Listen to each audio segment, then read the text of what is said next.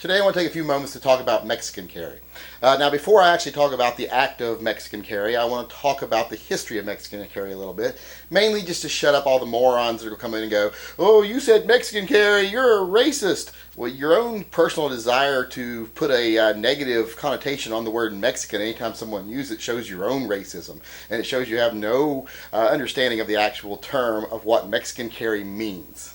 Mexican carry has a deep history in Mexican culture.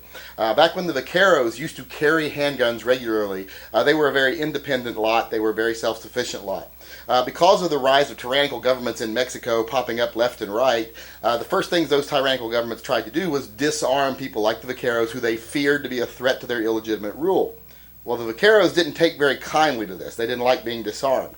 Well, they couldn't walk around in their full holsters anymore because that would draw too much attention from the federales. So they adopted a method of carrying where they would just simply stick the gun behind their regular everyday belt, cover it with their vests, and still carry their guns while in defiance of the actual regime's new rules.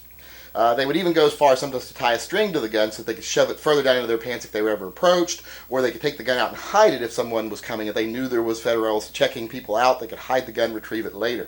That way they weren't left, if you just took your guns out of your holsters, and they're still going to know you're up something because you still had holsters on. So there's actually a rich cultural history behind the term Mexican carry. It's a history of people, of an independent and resourceful and self-reliant people standing up to tyrannical government. It's not anything negative whatsoever. It doesn't have a pejorative sense to it at all. The very fact that you want to put one there when it doesn't belong there shows your own ignorance and your own racism. It doesn't in any way show racism on the person that is using the term.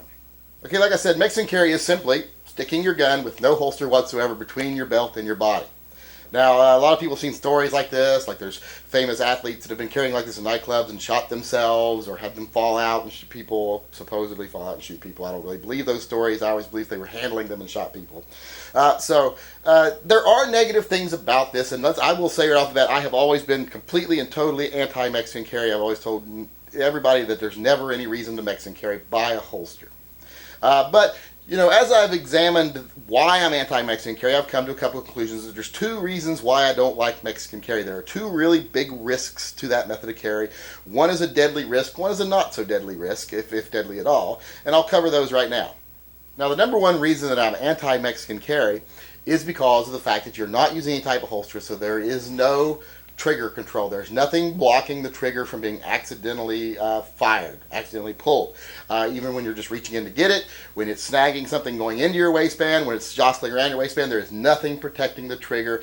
That is potentially very deadly, especially if you've got a gun that is either pointed at your genitalia or your femoral arteries on either side. So it's not a really safe method with no trigger control. That is my main number one concern with Mexican carry. The number one reason I say don't do it because there is a deadly risk involved with it.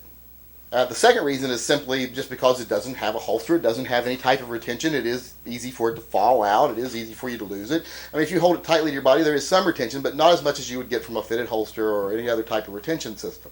So you do run the risk of having the gun fall out at a bad time. Now, there's not much deadly risk to that anymore because guns now have drop safeties. They have all kinds of mechanisms in place that prevent them from firing if dropped. So your biggest risk when you drop your gun isn't, actually harming yourself or others. It's two things. It's either being embarrassed or damaging your gun. Now, there is the third risk of possibly being charged with brandishing, but that would be almost impossible to make legally stick because brandishing has to imply that you were meaning to intimidate, and an accidental dropping isn't really going to be able to be proved that you were meaning to intimidate someone. So your biggest risks are damaging your gun and being embarrassed. And those aren't deadly risks. So if those are risks you're willing to take, I mean, I'll say, okay, that's your choice to take them. Now, the first risk, like I talked about, is a deadly risk. I don't think anyone should make that choice. I just think that's a bad choice whatsoever. I will not say, well, that's your choice to do, because I think it's just stupid. I mean, it is your choice to make it, but I would never, ever agree with you making that choice. Choosing the second option of possibly being embarrassed or damaging your gun, that I'd be like, that's okay with me if it's okay with you. Now let's talk about this little product right here. This is a MIC holster. It stands for Minimal Inside Carry. So it's for the minimal way to carry a gun inside your waistband. This is a very simple little product, and when I saw them at first, I was like, why would I ever want one of these? Because I've never Mexican carry because it's so dangerous. But then after I thought about it, I say, well, this kind of negates the danger. Because if you remember, the first thing that I said, the biggest danger was the actual deadly danger of there being no trigger control, and this takes care of that. What you do with this, you take this little loop right here, you simply loop this around your belt loop, you just stick it through, feed this through it. I don't know if you can see what I'm doing here, but it's just real easy. I mean, you'll figure it out on your own. And you've got this on your belt. Then you take your weapon, you take it out, you simply snap that right onto the weapon, and now your trigger guard is completely covered. There's no way you're going to activate your trigger while this is on. Then you stick this in your waistband. Therefore, you have taken care of that one real issue with Mexican carry. You've taken care of that non-controlled trigger, that unprotected trigger. So now you're safe. This is no longer a deadly means of carry. It still could be sloppy. I mean, you can still drop the gun and still think, but this even stops that to a degree. I mean, if you drop the gun, a lot of times it'll dangle. I know you can't see that, but it's dangling right now. And then when you need to use it, you just simply pull the gun out, and the trigger is completely controlled, even from you putting your finger on your trigger right now, even more so than a regular holster would, because I still can't put my finger on the trigger right now. You actually have to pull the gun away from yourself. That snaps away. Now you can put your finger on the trigger right there. And this gun is unloaded, in case you're wondering, for me to put my finger on the trigger. So by using this holster, simply snapping it on, putting it in there, I have negated all the deadly risk from Mexican carry. So in this circumstance, this would be easy to do. Now, I do have another video about these holsters doesn't deal strictly with Mexican carry, where I show some other uses for them too. So I'm not going to go too much into the uses of this holster, but I will say when you use a product like this, dealing with the main topic I'm talking about right now, Mexican carry, you have taken all the deadly risk out of it. Now it's just a method of carry. So even though I would have told people before these are dangerous, never use them, after examining them, I've determined there might be uses for them. They might be okay. So. And then more than might. They are. Because this has taken care, like I say, of the one deadly risk that I saw associated with Mexican carry, and that was the uncontrolled trigger.